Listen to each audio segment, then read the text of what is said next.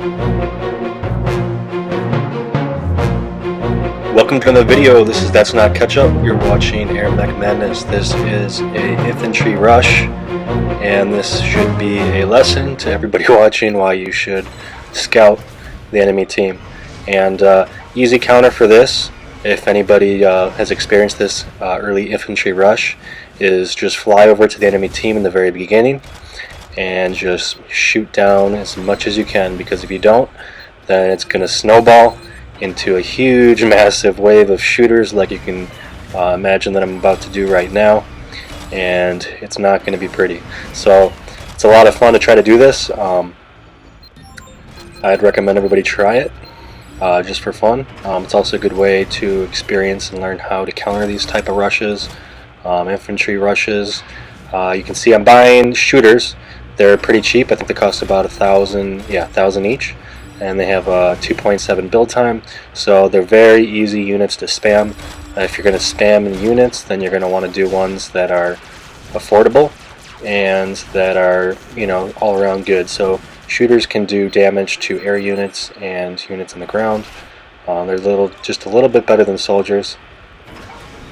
And also what's nice about infantry rushes is that they continue to push from outpost to outpost, and they can capture them after they defeat the outpost.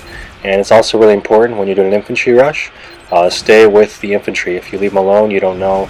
The enemy might, if you're not paying attention, the enemy will mow them down really quick with their AirMechs on the ground. And you definitely don't want that, because you just invested all of your resources and money into that. So you can see the one guy back here is kind of skittish. Really, he should maybe be jumping behind all of these units. And we started building some sniper units thanks to Fizz.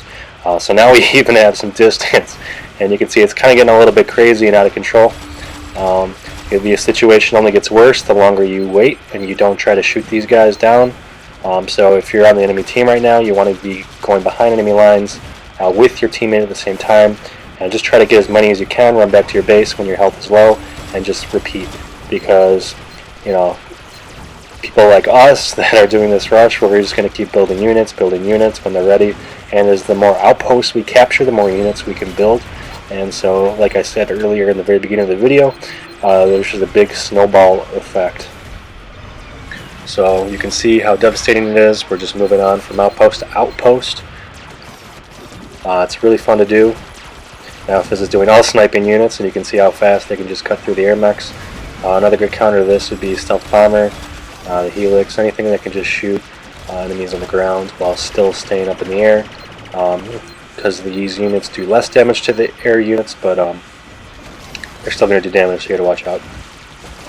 And all we got to do now is just keep clearing, and as we level up. And one thing I did do is I chose the Paladin for this game, and there's a good reason for that. You can see all the little circles around the infantry when I land. That's my defense buff, so really I'm giving my units on the ground more armor, and if I choose to also go the route of increased attack power, then I'll be buffing all the damage that they do to enemies. So you can see the offense aura, defense aura. I would focus on the defense aura first, and then when you have money, I would do the offensive aura, so you can do more damage overall. But being able to keep all these units alive is the biggest challenge, so I like to do the defensive aura. You can see all that red around them, that's the offensive aura, and they're going to have increased damage against everything. Now these aren't the most ideal units against things like bases, but you can see how fast they can just mow down when you have enough of them. Not only that, but they're going to be able to shoot everything around them thanks to the snipers we have. They're all the way in the back. Do not even have to get close for this. And you can see that I'm positioning myself kind of in the middle, or out of range is what I'm trying. And you can see how effectively that works. Put myself out of danger. And it was a very quick match. So just remember, you can counter this by scouting the enemy base in the very beginning. Thanks for watching my videos. Please subscribe.